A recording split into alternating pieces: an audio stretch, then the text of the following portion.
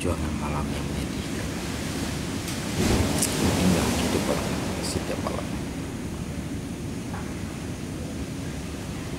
Rumah kami, hotel kami, inilah ya, kaki lima. Contoh, kawan kita yang satu ini mau begadang 24 jam di kaki lima. Ini adalah manusia berjubah. Samia lagi tertidur lelap.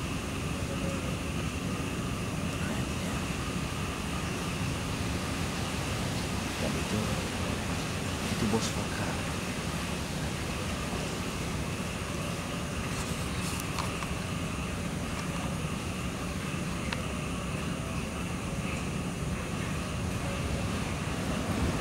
Bos Fakar.